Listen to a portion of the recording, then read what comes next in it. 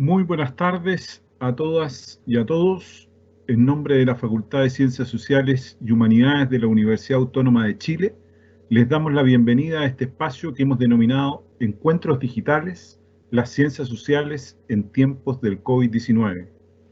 Estos encuentros digitales se desarrollan todos los días miércoles del mes de julio a las 18 horas a través de la plataforma Teams. En esta oportunidad, el tema será Cultura y COVID, la epidemia en el sector cultural. Nuestro invitado es Cristian Antoine Faúndez, profesor de Historia y Geografía, periodista de la Universidad Católica, doctor en Ciencias de la Información por la Universidad Complutense de Madrid, España. Actualmente, el doctor es académico de la carrera de Periodismo, sede Santiago de la Facultad de Ciencias Sociales y Humanidades de nuestra universidad.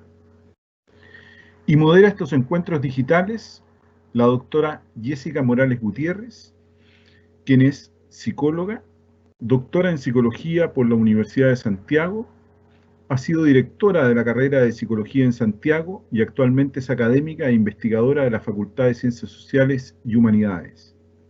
Sin más, y hechas las presentaciones, los dejo con Cultura y COVID, la epidemia en el sector cultural.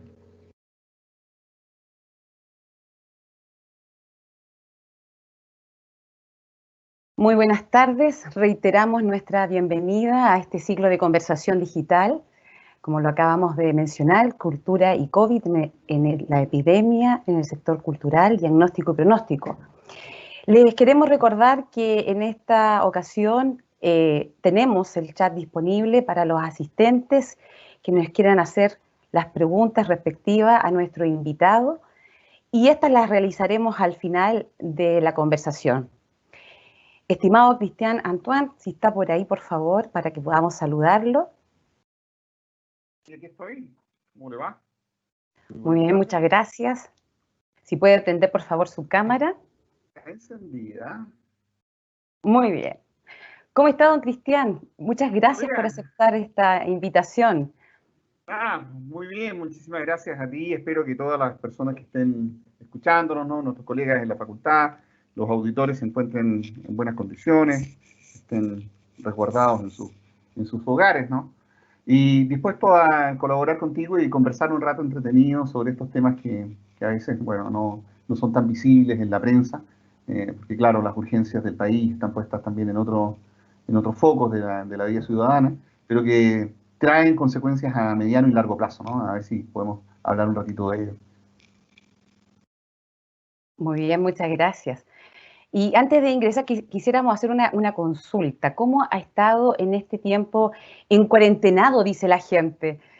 ¿Cómo ha pasado este proceso en su casa, en su familia? Si nos puede indicar, por favor. Bueno, ha sido complejo en lo personal y un desafío en lo profesional, ¿no? En lo personal ha sido muy difícil porque por casualidad, casi por esos avatares de la vida, pocos días antes de declararse las cuarentenas, la hija del medio asumió como médico en un hospital en Iquique, que es una zona que también está muy comprometida. Exacto. Y viajó a acompañarla para instalarse en la ciudad mi esposa. Bueno, desde esa fecha no ha podido volver, ¿no? Ella se ha quedado cuidando a mi hija y se cuida mutuamente. Entonces, he pasado la cuarentena acá con un adolescente, que no te encargo lo que ha sido difícil. Es amoroso y todo, pero es un adolescente. Y con mi madre, que ya está un poco mayor, que también por casualidad estaba aquí en la casa, y con mis hermanos decidimos que, bueno, que lo mejor era que se quedara conmigo. Eso en lo personal ha sido muy difícil porque la familia está un poco separada. Y en lo profesional todo un desafío, ¿no? Pero yo creo que de eso podemos arreglarnos en un ratito más para contarte qué es lo que ha supuesto para el sector cultural, como también estoy yo activo en ese ámbito, algo les podré mencionar. Bien, muchas gracias. De nada. Bueno, queríamos entrar en materia con algunos antecedentes. Esta crisis sanitaria nos ha cambiado sin duda la vida. Nos ha hecho que todos nuestros hábitos sociales, ¿no es cierto?, sean adaptados, aferrándonos de alguna manera por una parte, a la tecnología, ¿no? Sí. Que no solo se ha transformado en un medio de trabajo, sino que también en un medio de alguna forma recreativo y nos ha acercado a la cultura. En este contexto, el efecto y las consecuencias que ha generado para el sector cultural han sido inminentes.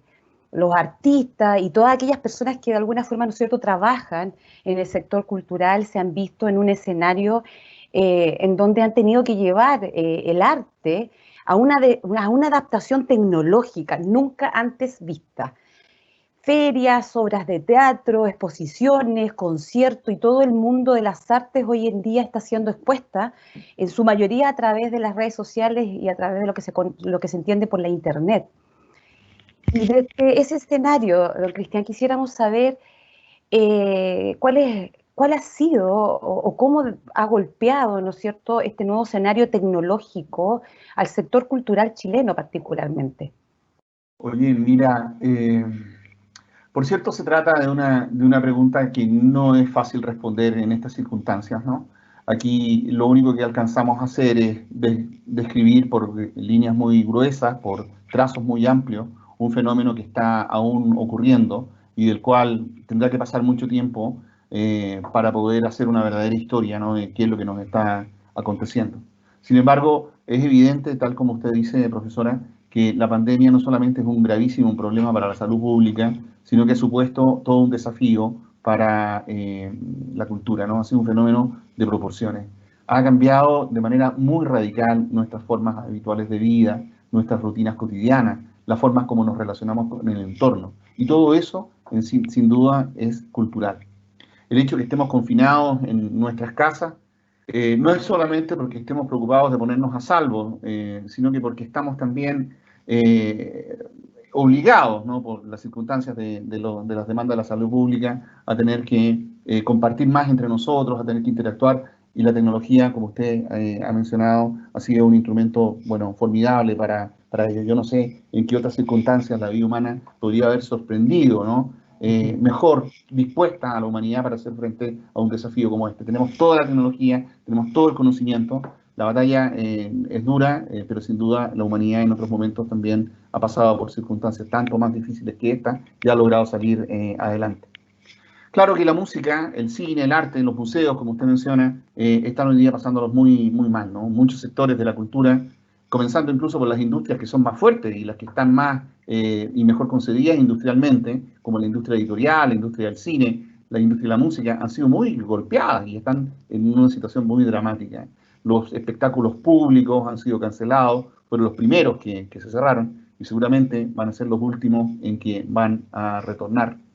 Toda esta necesidad de contar con requerimientos de seguridad, con gel, con mascarilla, con mantener la distancia social, con utilizar guantes, ¿no? Complica mucho la forma de presentación de espectáculos culturales en vivo, a los artistas, a los músicos, a los teatros, a los circos. Es un tremendo desafío para ellos, ¿no? Y el diagnóstico que tiene para la situación chilena no es para nada halagüeño, estamos muy, muy complicados, ¿no? Ya hace un par de semanas largas atrás, el Ministerio de la Cultura, las Artes y el Patrimonio, como se denomina la institución que dirige los aspectos culturales en Chile, hizo una encuesta para poder diagnosticar cuál era el estado de la situación, y la realidad era bastante dramática. El informe, que contempló más o menos a unos 15.000 encuestados, unos 10.000 contestaron que su situación era mala o muy mala en términos económicos como efecto de la pandemia. Esto puso en evidencia, con cifras, lamentablemente, profesora, algo que nosotros ya sabíamos, que es que el sector cultural tiene una vulnerabilidad económica muy grande, muy grande. Un porcentaje tremendo de trabajadores de este sector están en una situación gravísima desde el punto de vista que no tienen contrato. Cerca del 85% de ellos no cuenta con un contrato estable, casi el 80% de ellos no tiene ingresos estables. Y aunque el Ministerio de Cultura ha hecho algunas reasignaciones de presupuesto, con el transcurso de los meses se ha visto que esta situación, bueno, lamentablemente se ha ido agravando y lo más probable es que empeore. Yo había dejado a disposición de ustedes una lámina que muestra un poco este cuadro. Yo no sé si la gente de producción, que han sido tan gentiles durante toda esta jornada, nos podrían poner la lámina de la página 1, la P1, para que lo puedan ver. Nuestros auditores podrán ver aquí un esfuerzo a través de una infografía realizada por la prensa nacional de cuestiones que nosotros ya sabemos que son los lugares más peligrosos tras la eventual reapertura que vamos a tener. Como ustedes pueden ver en la lámina, no sé si está saliendo y me confirma ahí Jessica, esta es una especie de reloj de la peligrosidad y que va moviendo las escalas en el sentido que se mueven las manecillas del reloj. Mientras más nos acercamos a las 12 de la noche, más peligroso es, ¿no? Pues bien, el sector cultural está a las 11:30, ¿no? Es como lo más riesgoso que una persona pueda hacer. Es muy difícil la asistencia a cines, a teatros, a conciertos, es una de las tareas más riesgosas que una persona podría intentar acometer. Y esto ya lo tenemos con algunas cifras, Jessica, lo hemos podido ver en la reapertura que han tenido espacios para la cultura que son significativos para la experiencia europea. Como usted comprenderá, Jessica, me imagino que es de normal entendimiento, naciones de Europa como España, como Francia, como Italia, hacen descansar mucho de su actividad económica en torno al turismo sobre estos espacios culturales, ¿no? Sus museos, sus galerías de arte, el patrimonio vivo que ellos tienen, ¿no? Sus edificios, sus construcciones. En general, bueno, todas las ciudades europeas son museos abiertos.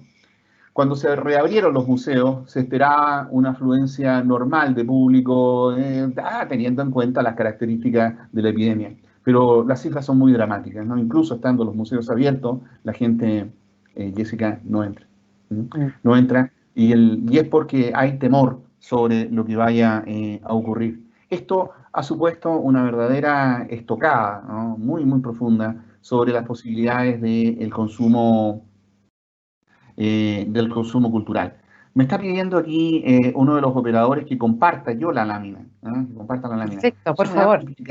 Sí, me va a complicar un poco porque me desconcentro y no soy tan hábil como los millennials, ¿no? Para moverse en esto. Así que espero no equivocarme y no vaya a cerrar la transmisión. Que podría ocurrir que nos vamos a descontar la transmisión. Pero bueno, yo ya les he contado lo importante de la lámina. Si tenemos tiempo, después vuelvo a ella. Hay otras que me preocupan más que poder mostrárselas, ¿no? Sí. Pero en el fondo, a lo que voy es que el año 2020, este año del COVID-19, va a ser visto como un periodo muy decisivo para las organizaciones y los espacios culturales. Estamos, claro, en una época todavía de mucha incertidumbre, Jessica, con un estado que está cambiando cada día, ¿no? Y para las personas que acceden a los espacios culturales, que en Chile, aquí, y esto es importante que usted lo sepa también, ¿no? Habíamos venido en la mayoría de las manifestaciones culturales que se miden, acceso al cine, al teatro, a la música, a los museos, compra de libros, ¿no? Las cifras han venido subiendo estos últimos años. Es muy probable que esas personas que tienen la costumbre de acceder a la cultura quieran volver, pero cuando se les ha preguntado su disposición para ello, la mayor parte de la gente dice que va a esperar en un periodo de 3 a 6 meses para volver a asistir, incluso más allá de las posibilidades del hallazgo de una vacuna, ¿no? De una vacuna. Por favor, es importante que visualicen esto, porque aunque se vuelva a la normalidad, ¿no? Y tengamos esta transición del paso 1, paso 2, paso 4, paso 5, al sector cultural le va a tocar como el paso 39, ¿no? Para que usted se da una idea de lo lento que va a ser la recuperación. Lo más probable es que nosotros podamos volver antes a nuestras oficinas, a que los artistas puedan hacer una obra de teatro normalmente. Y tome también esto en cuenta de que si ya se le está poniendo exigencias a los restaurantes para poner mesas, ¿no? Con una determinada distancia, va a ocurrir lo mismo en las salas de teatro, van a tener que quedar espacios vacíos, ¿no? Para que se pueda sentar. Eso es inviable desde el punto de vista económico. No se le puede claro, se le podría traspasar el precio de la entrada al protagonista, a la persona que está asistiendo al espectáculo. Pero eso es imposible, ¿no?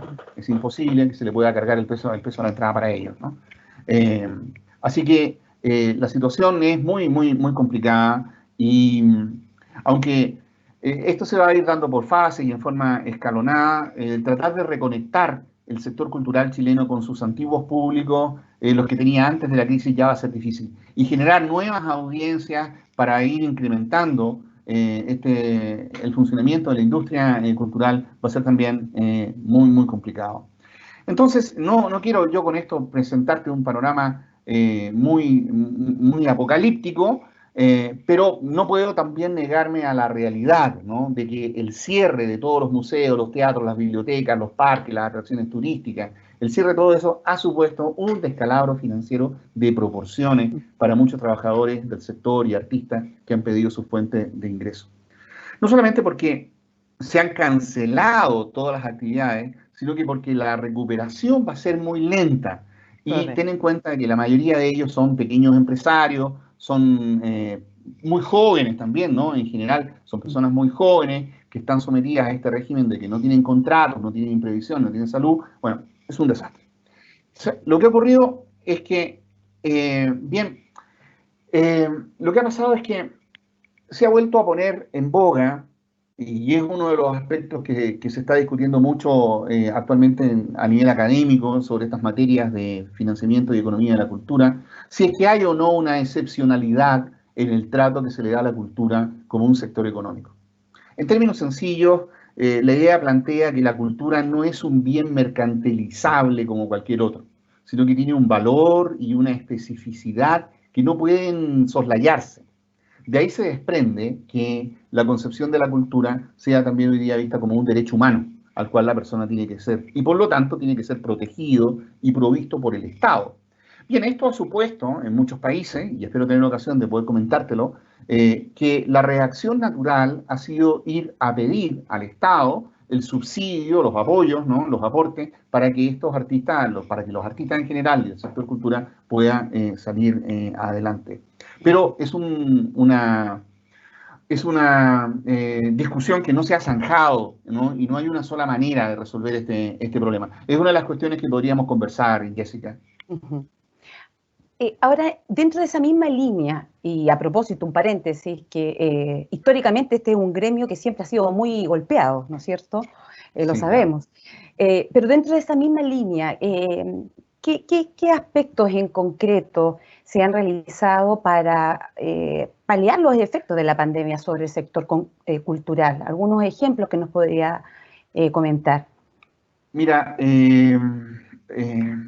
a ver, las medidas que han implementado los gobiernos son iguales en casi todos los países, ¿no? Hay muy pocas diferencias para ello, ¿no?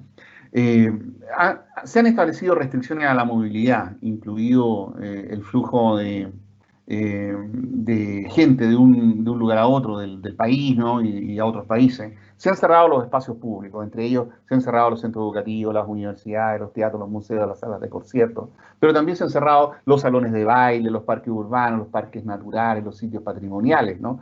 Los centros arqueológicos, los centros históricos. Jessica, se han cancelado las actividades masivas, se han suspendido todos los festivales, las ferias, las fiestas populares, todas las actividades comunitarias, y se nos está pidiendo que se estimule el trabajo remoto.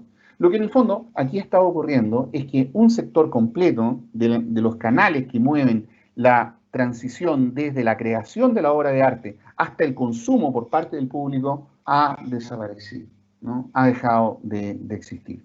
Sin embargo, también, paradojalmente, ¿no? Y esto es lo estimulante, hay más cultura que nunca, ¿no? Estamos viendo más películas que nunca, leyendo más libros que nunca. Si contáramos las asistencias a los museos, probablemente hemos tenido más acceso que nunca, ¿no? a los espacios culturales, y eso ha sido gracias a la tecnología. A pesar de esto, los ministerios de cultura, nuestro por cierto, pero también el de la mayoría de los países occidentales que uno más o menos sigue con alguna atención, han diseñado programas que ofrecen contenidos culturales a través de medios de comunicación masiva y de redes sociales. Los ministerios se han organizado para, bueno, prestarle apoyo a los profesionales de las artes y de la cultura que se han visto afectados por la crisis. En algunos de ellos las ayudas han sido más directas, en otros son un poquito más, van más rezagadas, son retenciones más bien de complemento, pero en general ha tratado de, en el subcontinente, de mantenerse la actividad cultural más o menos, bueno, razonablemente funcionando, pese a los efectos que ha tenido la pandemia para el sector cultural. No obstante, como vemos esto de que se trabaja con mucha informalidad y que los ingresos del sector, como tú decías, han sido bajos y han sido inestables a lo largo del tiempo, hay una sensación por parte de los operadores culturales de un tremendo vacío, ¿no? de un desamparo. La mayor parte de ellos tiene miedo a las cancelaciones, a poder cumplir con las obligaciones que le contraen los que tienen a propósito de los proyectos que ya han tenido asignados, pero que no pueden ejecutoriar, la pérdida de empleo, la imposibilidad de poder cumplir con los pagos a sus propios proveedores, ¿no? Esto es una economía la que aquí funciona. Yo querría, por ejemplo, haberles mostrado lo que hacen otros países. Bueno, te lo puedo comentar igual, ¿no? Si no es tan importante que tengamos la lámina. Perdón, ¿están disponibles sus láminas? Sí, ya, perfecto. Sí. Si es posible que ponga la lámina que se llama P2. Nos está diciendo que ya están disponibles. Perfecto. Si a ver si puede poner la P2. Ahí está. Eso para que el público vea lo complejo. En este caso estamos viendo una lámina de las líneas de apoyo que ha dispuesto el gobierno de Perú para los artistas peruanos. Y ustedes pueden ver, son varias líneas, ¿no?, en las que se le está dando apoyo económico. En particular, en el caso peruano, tienen 8 líneas de trabajo distintas para iniciativas colectivas que tienen que ver con el fortalecimiento de la memoria comunitaria, para prácticas de patrimonio, para plataformas digitales o redes sociales, para servicios y actividades culturales, ferias, festivales. Bueno, como tú ves, ¿no? Esto es bastante complejo, no ha sido fácil resolver estas cuestiones porque no hay ningún gobierno, no hay ningún Estado que haya tenido la previsión, ¿no?, de poder anticiparse a este tipo de desafío como el que nos está poniendo hoy día la pandemia. Si puedes hacer un clic en la siguiente para poder mostrarles un poco en una lámina esta sensación de agobio que hay, ¿no? Esta es un poco, claro, es un meme, ¿no? Es un meme, sí, pero muestra un poco la sensación de desamparo en la que se encuentra el sector, como algunos son más visibles que otros. Por cierto, son más visibles los artistas, los cineastas, los músicos, que forman parte un poco del establishment que uno siempre observa a través de los medios de comunicación. Pero hay otro gran grupo del sector cultural, un tremendo grupo, que es como en la parte de abajo del iceberg, ¿no?, que no se alcanza a ver bajo la superficie del mar, compuesto por historiadores, educadores, conservadores, restauradores, técnicos, etcétera, ¿no?, que trabajan en el sector, que también lo están pasando muy, muy mal. En general, como te digo, los gobiernos han estado tomando disposiciones. En el caso del gobierno chileno en particular, una de las primeras medidas que se tomó fue reformular algunos instrumentos y plataformas para crear un fondo que fuera en ayuda de los artistas de más o menos unos 15.000 millones de pesos, ¿no?, que se redestinaron para este caso. Esos recursos han sido dispuestos para la adquisición de contenidos culturales bajo la vía del pago de derechos de autor, porque no hay manera de que no sea a través de la vía de concursos, ¿no?, o de que usted tenga su organización cultural asignada una glosa presupuestaria en el presupuesto de la Nación, que el Estado le entregue directamente recursos a las personas. El Ministerio de Cultura no puede hacer eso por las disposiciones legales. Lo que ha puesto en tela de juicio, ¿no?, y me imagino que va a ser una cuestión que probablemente vaya que resolver en el mediano plazo, no creo que sea una cuestión urgente de ver hoy día, pero que en el mediano plazo, el tema de la institucionalidad cultural y la manera como el Estado de Chile está haciendo, bueno, estas cuestiones, ¿no?, estas tareas de contribuir al desarrollo cultural del país. Algo se mencionó al inicio, doctor Antoine, con respecto a cómo la Internet, ¿no es cierto?, ha tomado un rol preponderante y usted manifestó abiertamente que, de alguna manera, la paradoja, que hoy día tenemos más cultura que nunca. Sí. Estamos entendiendo entonces que, de alguna forma, este sistema comunicacional, ¿no es cierto?, de la Internet toma este rol y que, dicho sea de paso, es un libre acceso. ¿Cómo se adapta entonces la creación cultural a estos cambios, considerando estos libres accesos? Porque esto va a continuar. Sabemos que no va a haber un retroceso, muy por el contrario. El consumo que hoy día tenemos a través, ¿no es cierto?, de este medio va en aumento. Bajamos libros, bajamos música, bajamos teatro. ¿De qué manera entonces nos vamos a adaptar desde la creación cultural a este nuevo cambio tecnológico? Bueno, mira, que eso es una de las cosas más apasionantes que está ocurriendo, ¿no? Yo usé la palabra apocalíptico hace un ratito atrás, ¿no? Y ahora tengo que mencionar la otra para seguir con la clasificación tan elemental, ¿no? Pero también genial que hizo en su momento Humberto Eco, de visiones apocalípticas e integradas frente a la cultura, ¿no? La cuestión es que uno no tiene que ver ni el vaso tan lleno ni el vaso tan vacío, hay que buscar más o menos los acomodos razonables frente a un ejercicio de meridiana realidad que uno está viendo. Y aquí lo que ocurre, doctora, es que una de las primeras características que uno puede observar del desastre que tenemos, ¿no?, en el sector es que todas las expresiones culturales emergentes han intentado avanzar en la virtualización. Ya no son solo los teatros, los estadios o los museos los que acogen presentaciones musicales, sino que hoy día las presentaciones musicales están disponibles, el cine, por 1000 pantallas distintas. La pandemia está acelerando los proyectos virtuales de las instituciones y la experiencia cultural que habíamos tenido hace un par de décadas atrás con lo que fue, tal vez, mira, lo que fue el impacto que supuso la intromisión, no es la intromisión, es la difusión tan rápida de la radio como tecnología en los años 20 y 30, solamente es comparable con eso la sensación que hay hoy día de lo que significa la presencia de Internet como un difusor de contenidos culturales. Mira, esa es la comparación que se está haciendo, ¿no? El impacto de la radio, y recuerda, yo no sé si lo tienen tan en mente la audiencia, ¿no?, que tenemos hoy día en la tarde, pero la radio se inventó en 1921, 1922 y en 1928, 30, 4 o 5 años más tarde de que empezó a funcionar, ya había radio en todo el mundo. En todo el mundo, haciendo de este medio de comunicación, bueno, el tremendo impacto que supuso para la cultura popular, ¿no?, en su época. Internet ha estado presente con nosotros, bueno, se inventó en los años 40 y su desarrollo ha venido en forma paulatina de los años 90 en adelante, pero lo que estamos viendo ahora es un golpe cuántico, ¿no?, es una explosión, es un Big Bang que esto nos está suponiendo por las estrategias de streaming, por el uso de los audiovisuales, ¿no?, y la difusión. A mí, y es ahí donde me hago cargo un poco de lo profesional, también es por supuesto un desafío.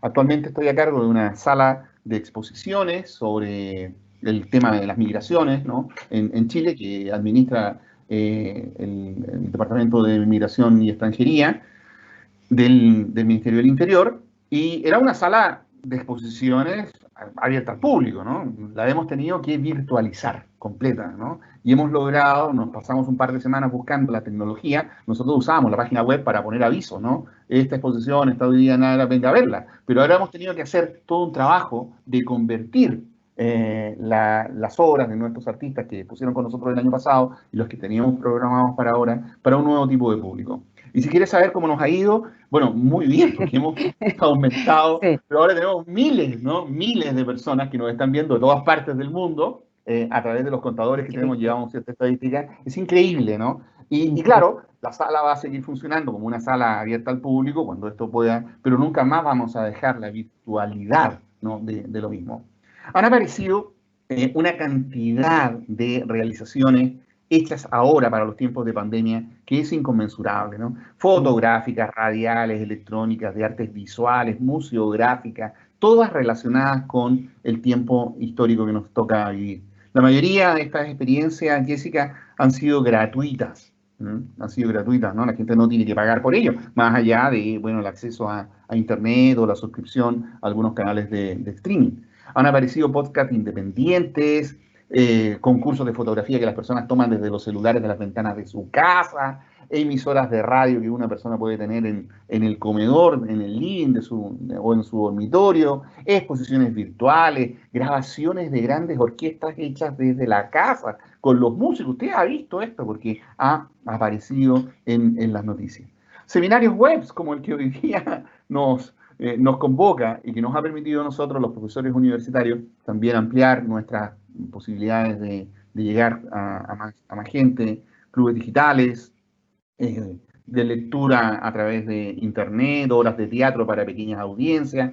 Bueno, ¿para qué te cuento toda la explosión de memes a través de WhatsApp, muestras de arte con realidad aumentada, bibliotecas digitales, etcétera, ¿no? Según lo han dicho unos colegas nuestros colombianos, ¿no? Es un verdadero bosque maravilloso de iniciativas culturales que incluso ya hoy día están siendo objeto de atención por algunos museos que están intentando digitalizar en todo esto. Lo que va a venir en los próximos años va a ser necesariamente una especie de cohabitación, de convivencia entre los modos tradicionales, como se accedía al circuito cultural, y los nuevos soportes tecnológicos. En eso es lo que estamos comprometidos y ese es el desafío que tenemos, ¿no? Tratar de ver las oportunidades que tenemos y, bueno, de alguna forma también hacernos cargo de los desafíos. Sin duda, un acceso a la cultura inmensurable como nunca, porque esta posibilidad, ¿no es cierto?, de poder ver una filarmónica, de poder ver arte a través de la comodidad del sillón de la casa, es algo impagable.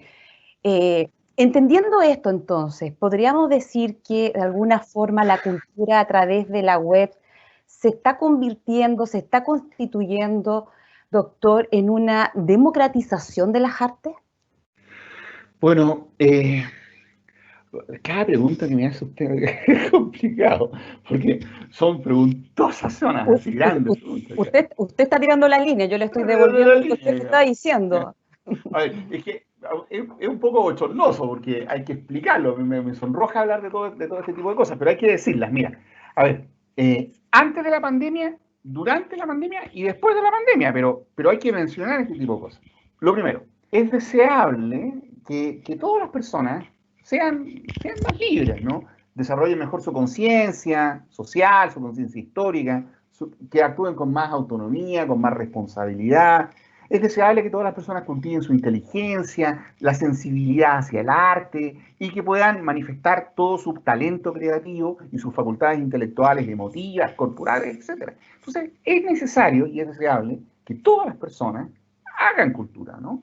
Vivan cultura, accedan a la cultura. Nadie, y esto es lo segundo, puede vivir al margen de esto. Pero, lamentablemente, Jessica, millones viven en el borde. Absolutamente. No en el margen, sino en el borde. Y esto es algo por lo cual hay que prestar mucha atención. Lo óptimo, lo ideal sería que el acceso a la cultura estuviera al alcance de todos, sin necesidad de que hubieran políticas de fomento, sin necesidad de que hubieran ministerios de cultura, que no fuera necesario. Pero para ello se requiere generar unas circunstancias favorables, una organización, unos recursos que no están hoy día disponibles en ninguna sociedad humana.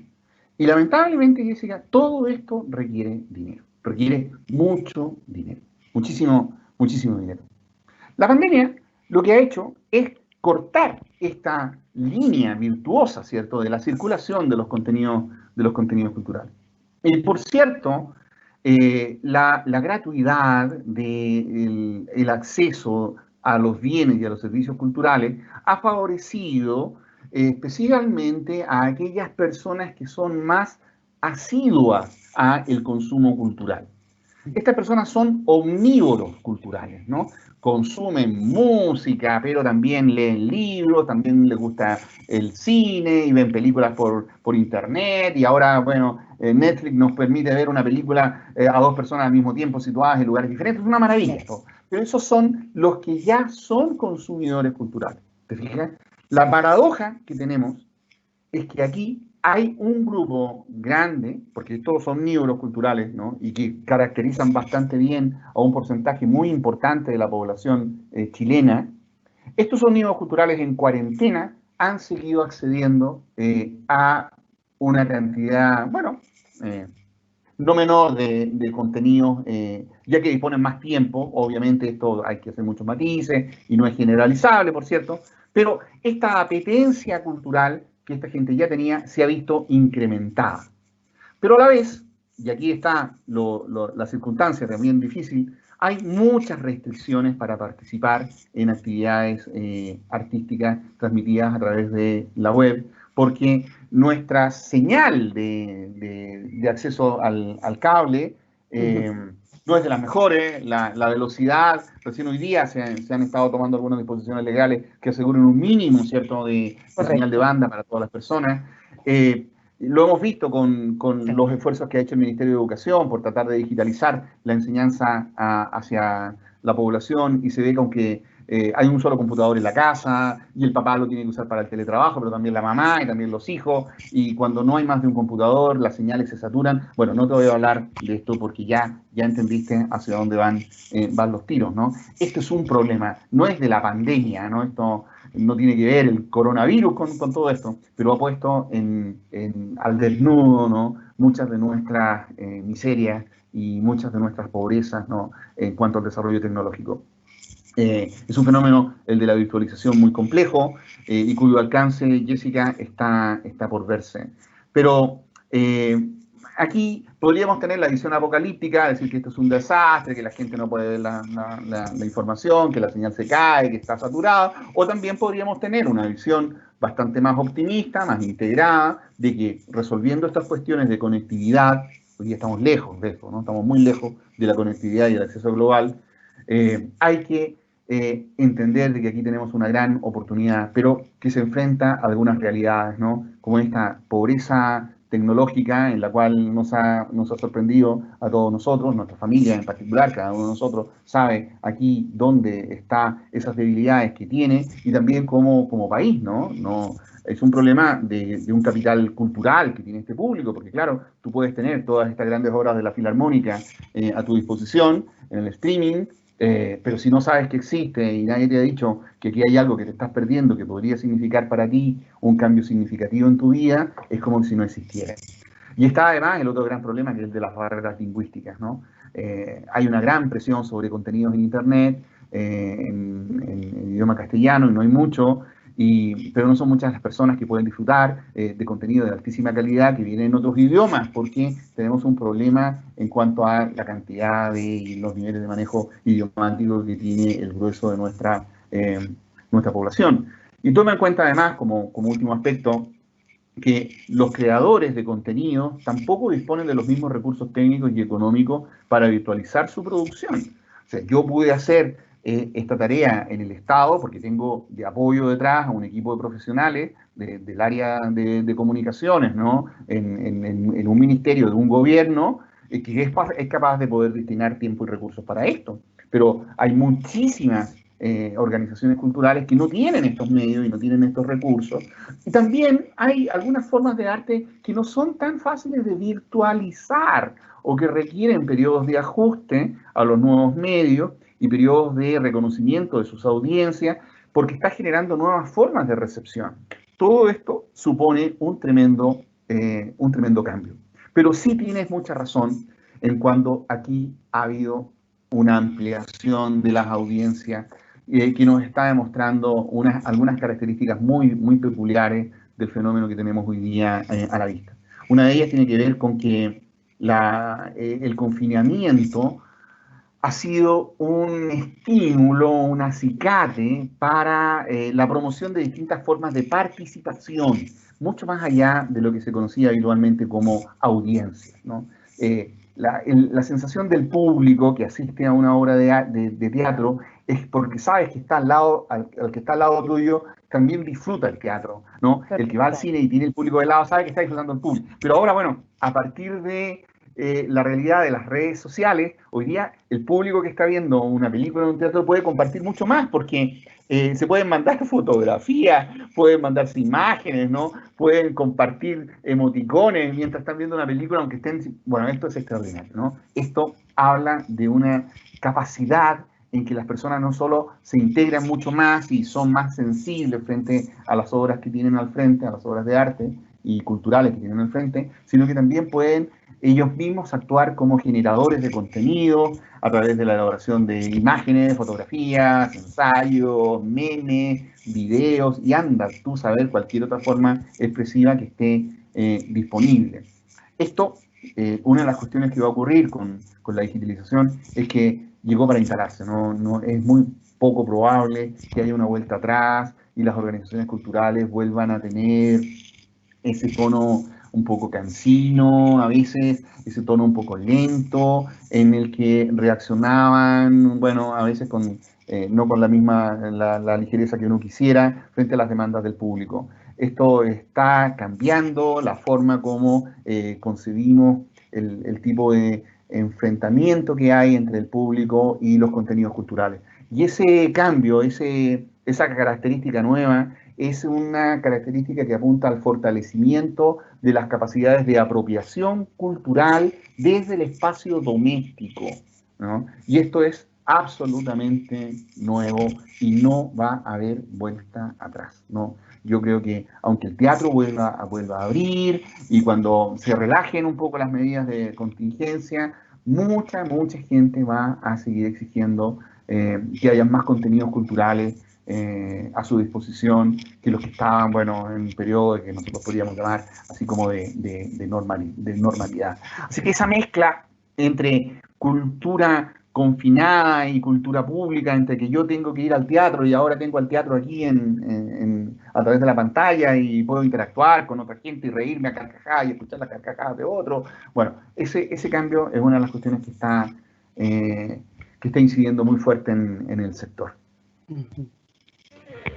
¿Qué tal? En varias oportunidades usted nos ha mencionado sobre los altos costos que tiene el arte y también de los golpes económicos que ha recibido particularmente este sector, que dicho sea de paso, también mencionamos que estos han sido históricos. ¿Qué rol jugaría el sector cultural para el desarrollo de la economía entonces de nuestro país? Se habla, por ejemplo, de que hay una economía naranja que transforma las ideas en bienes y servicios culturales. Háblenos de eso, por favor, doctor. Bueno, mira, ha sido el trasfondo de prácticamente todo lo que hemos estado conversando en este rato, ¿no? La expresión economía naranja es una expresión relativamente nueva. En general, como lo es la propia consideración de la economía de la cultura, ten en cuenta tú que la ciencia económica que terminó de formalizarse en el siglo XIX alcanzó su gran desarrollo, ¿cierto?, como disciplina propia de las ciencias sociales, ¿no?, durante el siglo XX. Pero de economía de la cultura estamos hablando solo en los últimos, con suerte, 20 años, ¿no? En los últimos 30 años. Y en Chile, lamentablemente, Jessica, no mucho todavía. Entonces estas cuestiones aparecen como un poco exóticas aún, ¿no? Pero la economía naranja se refiere en términos un poco metafóricos, ¿no? Porque el color naranja es un color que irradia como felicidad, como alegría. En ese sentido se hace esa alusión. Es esa que se refiere a las actividades que de manera concatenada permiten que las ideas creativas se transformen en un bien o en un servicio cultural cuyo valor está determinado por un contenido que es posible someter a un régimen de propiedad intelectual. Y que en términos generales tienen que ver con las actividades que se desarrollan en el área de las artes visuales, las artes escénicas, también el turismo, el patrimonio cultural, la educación para las artes, las actividades de la radio, de la música, del diseño de softwares, las agencias de noticias, la publicidad, el periodismo, la moda, ¿no? ¿Te fijas? Es un ámbito que va más allá de lo que en los años 30 y 40 del siglo pasado se llamaban industrias culturales, ¿no? Y que ahora, bueno, llaman un poco con más propiedad industrias creativas.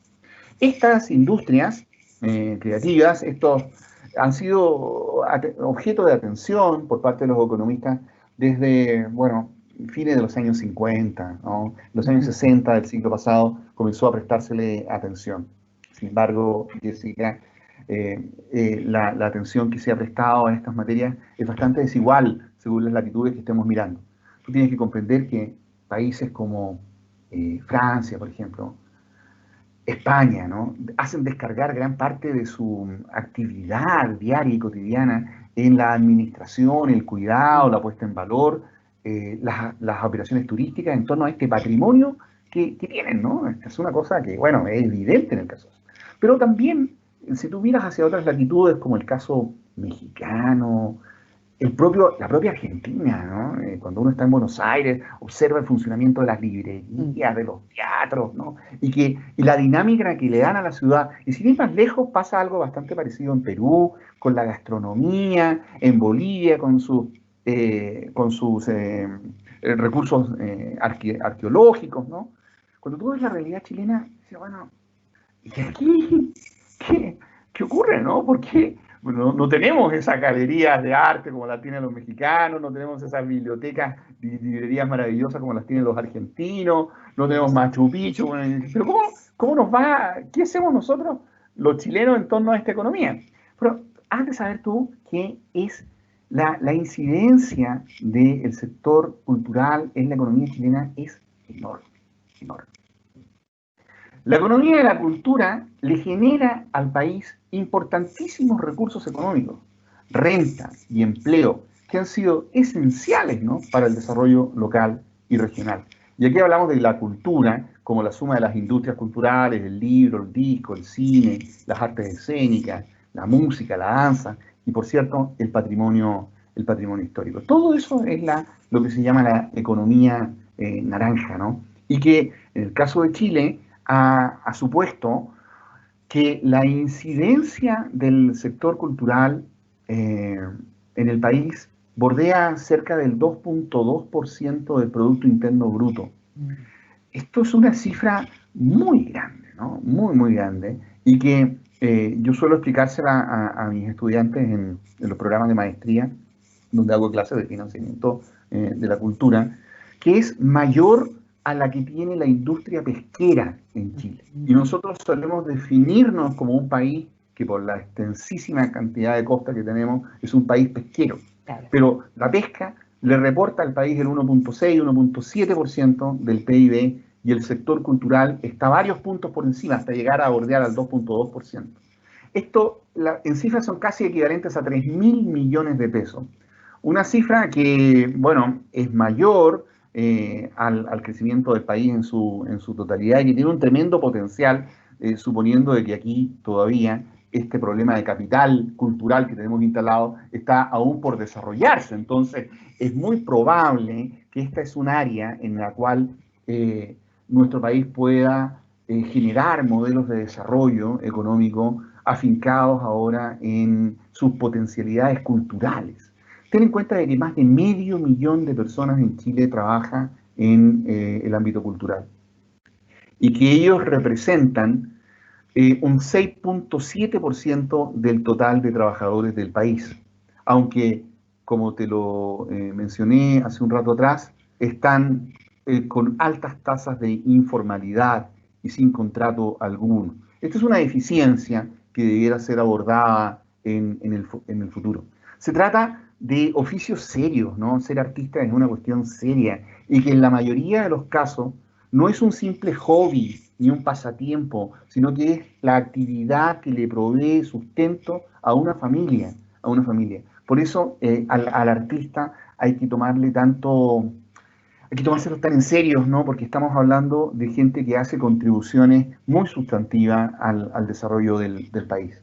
Claro que si tú tomas en cuenta el volumen de nuestra economía y el tamaño de nuestra población, esta incidencia del sector cultural en el caso de Chile es bastante menor al caso francés, australiano, norteamericano, ¿no?, canadiense, qué sé yo, Reino Unido, donde tú quieras mirar, es menor. Pero cuando tú desagregas, ¿cierto?, el tamaño de nuestra población, que es un país, Jessica, muy pequeño, ¿no? Pequeñito en cantidad de gente, la incidencia de este sector se multiplica muchísimas veces, muchas veces. Y esto es algo que efectivamente va a invitarnos, yo creo que es una invitación que hoy día las circunstancias de la historia nos pone para poder replantear nuestros modelos de desarrollo, entregándole más protagonismo al sector cultural. O no es que tenga más protagonismo, Jessica, no es eso lo que quise decir. No es que no tenga protagonismo, porque el protagonismo lo tiene, sino que sea más visible, ¿no? Que haya más visibilidad en esto. Y aquí es donde a mí me viene el reclamo profesional por periodismo, ¿no? Por las comunicaciones, porque efectivamente se trata aquí de una cuestión que es necesario manejar en términos mejores desde el punto de vista comunicacional. A propósito de este capital cultural que hemos venido conversando, que está en desarrollo, estos ejemplos de los países del primer mundo, también, bueno, las copias que tenemos, ¿no es cierto?, en Latinoamérica. Y pensando en el futuro, doctor Antoine, desde los sistemas institucionales, entonces, ¿qué desafío enfrenta o enfrentará el Ministerio de las Culturas, las Artes y el Patrimonio post-pandemia? ¿Cuál es la visión que usted está en estos minutos mirando? Bueno, y casi como una sugerencia de parte suya. Yo no puedo hacer sugerencias de mis colegas, son muy habilidosos, no es imposible. No, yo estoy en el Ministerio del Interior, no les puedo sugerir nada a mis colegas del Ministerio de Cultura. Trabajo muy bien con ellos tienen también oficinas dedicadas al área migrante y nos complementamos muy bien. Pero yo creo que hoy día sí hay un ministerio que ha estado, pero o sea, obviamente el Ministerio de Salud, yo creo que no todos, pero el Ministerio de Cultura, lo que le ha pasado es terrible, porque está instalándose aún, Jessica. Porque el Ministerio de Cultura está en un proceso de instalación. Es muy nuevo, está recién partiendo. La idea de tener un Ministerio de Cultura se viene arrastrando en Chile desde hace muchísimos años, pero la forma de gestión de la institucionalidad cultural vino dada primero por una división que formaba parte del Ministerio de Educación y luego por un Consejo Nacional de la Cultura que, si bien tenía a un personero con rango de ministro al frente para poder sentarse en el gabinete de la Presidencia de la República, su institución no era un ministerio aún, ¿no? Recién, desde hace un par de temporadas atrás, ¿no?, el ministerio se ha creado y está en una etapa de rodaje, ¿no? Como este auto y a ti te recomiendan que no lo exijas mucho, ¿no?, cuando está recién comprado, que hay que moverlo despacito, ¿no?, porque puede venir un recalentamiento del motor. En esas circunstancias se ha sorprendido la epidemia al ministerio. Y la verdad es que, claro, los pobres no deben estar pasando muy bien porque están teniendo presiones por todas partes. También aquí, Jessica, hay otros problemas que se entrecruzan, ¿no? Hay discusiones ideológicas que son muy profundas y que han quedado en evidencia a contar de los sucesos que han estado pasando en la actualidad en Chile, que nos tienen convertidos en un país, bueno, más tensionado, más polarizado, ¿no?, y con ánimos de confrontación, ¿no?, en muchos aspectos de la vida nacional. El sector cultural no es ajeno a esos aspectos, no hay que mirar para el lado y tratar de ver solamente lo bueno. Son las personas que también trabajan en el sector cultural, tenemos posturas ideológicas y hay presiones sobre el aparato del Estado sobre lo mismo. Esto está poniendo probablemente en entredicho la viabilidad de las políticas culturales que había anunciado, bueno, el gobierno actual en su programa, y que muchas de ellas vienen también desde la administración anterior, porque se entrecruzan, ¿no?, años que han estado bajo una administración y otra, de la forma como se han ido generando, pero hay también unas tensiones muy fuertes que es muy probable que en las circunstancias de avanzar en un cambio constitucional también se observen en este sector. Y aquí van a haber muchas cuestiones en pugna en los cambios constitucionales que hay algunos sectores del ámbito cultural van a exigir y van a tratar de poner en cartelera, ¿no? Entonces vienen años bien entretenidos, un observador atento de estas cuestiones, ¿no? Por las circunstancias, me toca también hoy día administrar una sala, pero En general, la mayor parte del tiempo estoy más bien dedicado a la vida académica. Pero la cuestión de fondo, y en tu pregunta estaba implícita esta materia, es que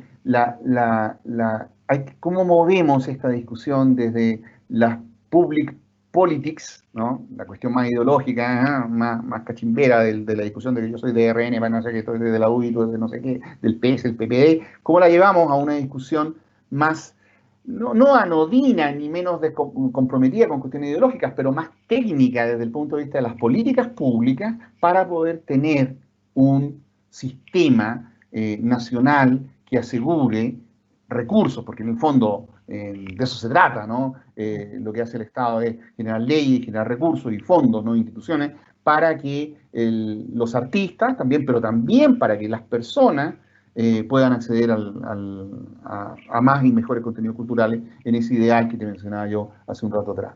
Los desafíos para las organizaciones son muchos. Y te lo resumo brevemente, ¿no? Formación de audiencias, hay que trabajar en eso, ¿no? Todo el problema de la recaudación de fondos. Tenemos organizaciones que han sido bastante poco dispuestas a abrirse a fórmulas más novedosas de crowdfunding o de fundraising, de levantar fondos. Aquí es donde se tienen que ver las asociaciones de amigos los grupos de amigos del teatro, amigos de la música. Es en estas circunstancias donde deberían aparecer. Y sin embargo, fíjate, las han estado en general muy invisibilizadas. Es el desafío de la generación de nuevos contenidos digitales, de formulación de proyectos más creativos, más audaces, de que se comuniquen, pues Jessica, pero que se comuniquen de veras, pues, que hagan comunicación de veras con sus públicos. Que una gestión cultural no solamente de los contenidos, sino que también una gestión cultural de los contenedores, que efectivamente los recursos para las organizaciones culturales puedan encargarse y distribuirse de una manera distinta. De eso se trata este desafío, y estoy seguro que el Ministerio de las Culturas y las Artes va a poder lograrlo, ¿no? Ser zarandeado en el camino, como están siendo zarandeados todas las instituciones en el país, pero claro, a nosotros nos pasa en las universidades también, pero los chilenos tenemos una extraordinaria capacidad para poder salir adelante, y este es un pueblo extraordinario, ¿no? Y nuestros artistas lo están haciendo día a día. Qué bueno. Eso espero. Queremos recordar que estamos conversando sobre cultura y COVID, la epidemia en el sector cultural, con el doctor Cristian Antoine, académico de nuestra casa de estudio de la carrera de periodismo. Vamos a dar paso ahora a las consultas que se han realizado, doctor Antoine, en el chat. Por favor, atención. ¿Cómo no? Ahí vienen las preguntas. ¿Salen al aire o hay que leerlas? La primera pregunta dice: Alemania decretó a la cultura como un bien de primera necesidad en estos tiempos de pandemia. ¿Por qué no se repiten esas conductas en nuestro país? Ok, ¿me las vas a ir dando todas, profesor Duval, o nos vamos haciendo de una por una? Ya una. Ya una. ¿Y son muchas? No. Qué bueno. A propósito, gusto saludarlo, he estado en la locución en off. No solamente Alemania, sino que junto con Alemania muchas otras naciones tuvieron consideraciones parecidas de poner a la provisión de bienes y servicios culturales como parte de la canasta básica de sus respectivos países. No fue el caso en la mayoría de las naciones de América Latina, y en ese sentido Chile no ha sido distinto. Yo tal vez por mi empatía por el tema hubiese querido decisiones diferentes, ¿no? Pero las circunstancias, Tomás, son incomparables. Uno no, por mucho esfuerzo que haga, la realidad de las formas como acceden a la cultura los habitantes del centro y norte de Europa, como en el caso de los alemanes, es muy distinta de las realidades nuestras, ¿no? Son mundos de diferencia. Ellos tienen una institucionalidad cultural distinta, no tienen ministerio de cultura. Cada Länder de la nación alemana, cada región, si tú lo quieres ver así, cada provincia, tiene autonomía para poder tomar decisiones y tiene recursos para poder hacer esto. En Chile no tenemos instalado todavía, las seremías están recién instalándose en algunas regiones, están haciendo recién las adquisiciones de los recursos. No puedo yo responderte por el Ministerio de Cultura, son ellos los que deberían hacerse cargo de una respuesta así, pero sin ser injusto, creo que lo que se ha hecho ha sido, bueno, muy muy interesante a la escala chilena, ¿no? Entre otras cuestiones, por ejemplo, en este año de instalación se ha desarrollado una ley de fomento de las artes escénicas, se han instalado las seremías, ¿no? Y las direcciones regionales, se ha elaborado un nuevo proyecto de patrimonio cultural. La versión del año pasado del Día del Patrimonio fue una de las más visitadas en la historia desde que existe. Se creó un Becas Chile Crea, ¿no? Se han simplificado las postulaciones a recursos, hay un Plan Nacional de Desarrollo de Formación de Audiencia, ¿no? Hay plataformas digitales nuevas, Elige Cultura, Onda Media. Yo no sé si has tenido ocasión de mirar lo que es la Biblioteca Pública Digital, ¿no? Entre otras iniciativas. Todo es un panorama bastante complejo. Por cierto, bueno, claro, uno mira con envidia lo que podrían haber hecho otras naciones, pero no es el caso, ¿no? La realidad nuestra es muy distinta y creo que seríamos muy injustos si lo juzgáramos por ello. Gracias, profesor. Tengo otra pregunta aquí de los asistentes que está relacionada con lo que estaba sobre el final. Se refiere básicamente a qué lecciones obtendremos en lo cultural una vez pasado este momento. Y agrega la pregunta, ¿qué habremos sembrado para salir fortalecidos de la crisis? Bueno, mira, hay que escribir un libro sobre eso, fíjate.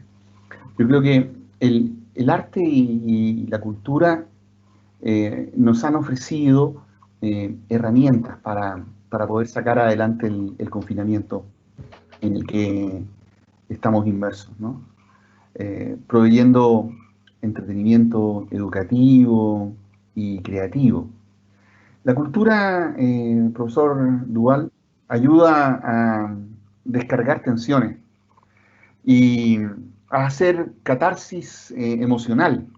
Y esa catarsis nos va a ayudar en la labor de duelo que probablemente tendremos que realizar a nivel individual, familiar y comunitario. Efectivamente, la cultura ayuda a mejorar a las personas, ayuda a la salud de las personas, ¿no?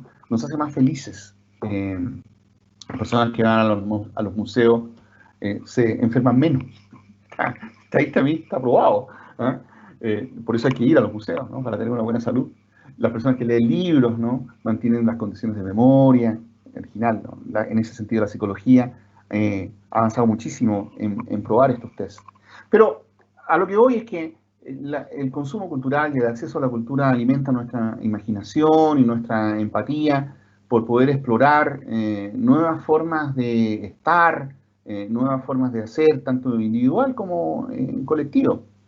Y nos ayuda para hacer frente a los múltiples desafíos que nos plantea esta crisis y como los que vendrán en el día después, ¿no? Cuando recordemos qué fue lo que nos pasó en el año 2020 y se lo podamos contar a nuestros niños, a nuestros hijos, a nuestros nietos, ¿no? En las generaciones futuras.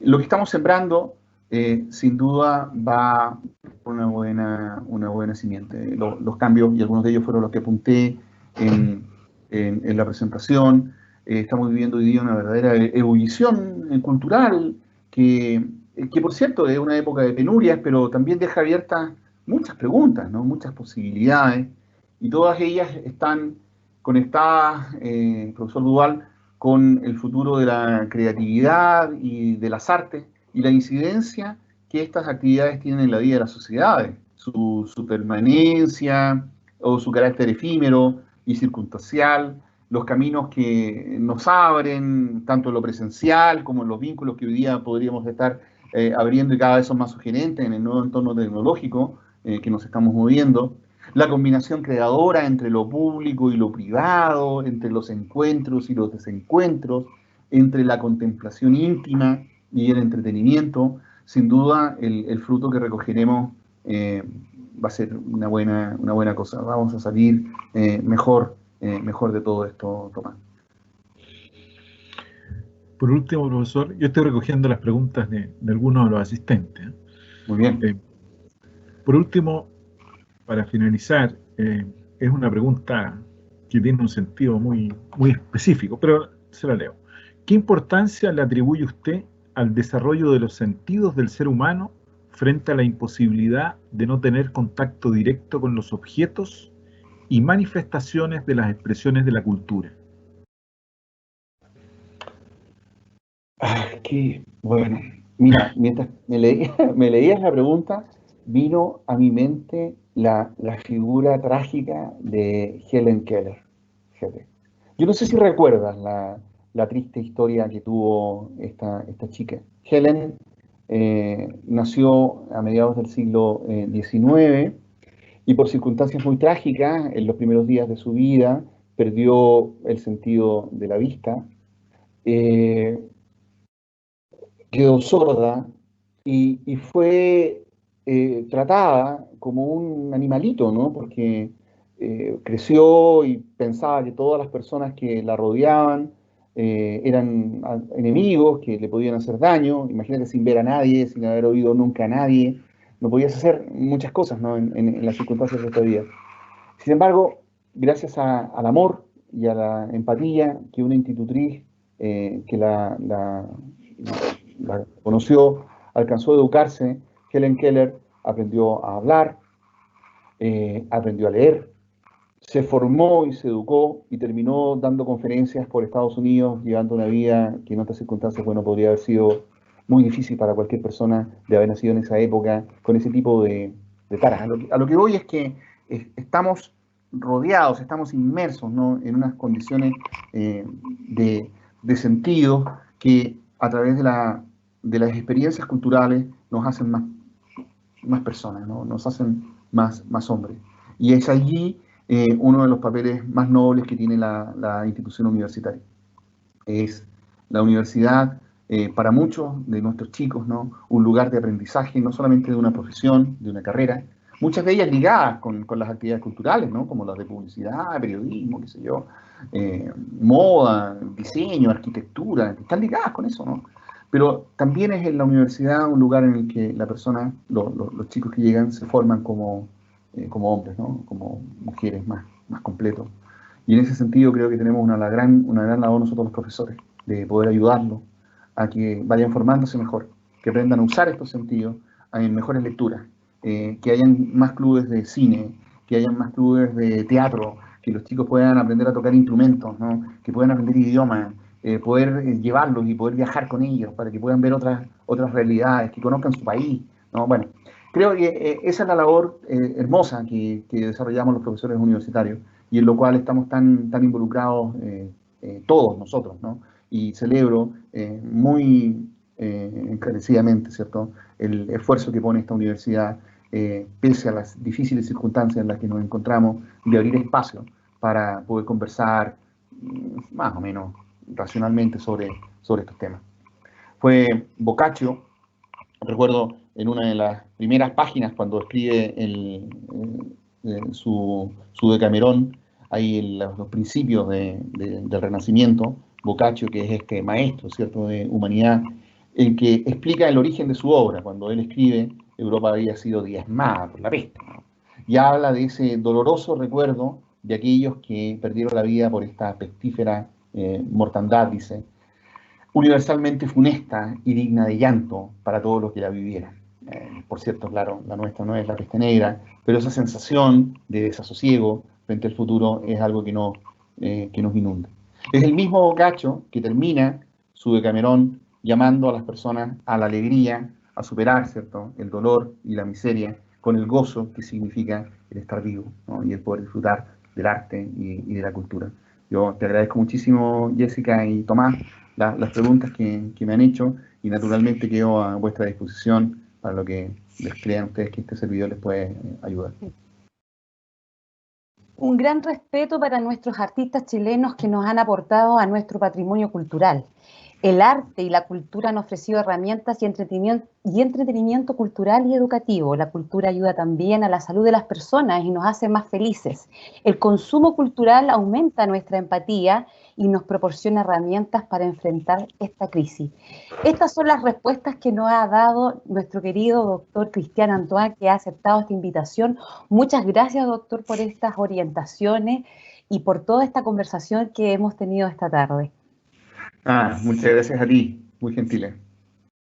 Bien, de esta manera hemos concluido la conversación de hoy y les queremos invitar para el próximo miércoles a las 18 horas en las conversaciones del ciclo, en donde veremos el cuidado de los equipos de trabajo en tiempos de pandemia.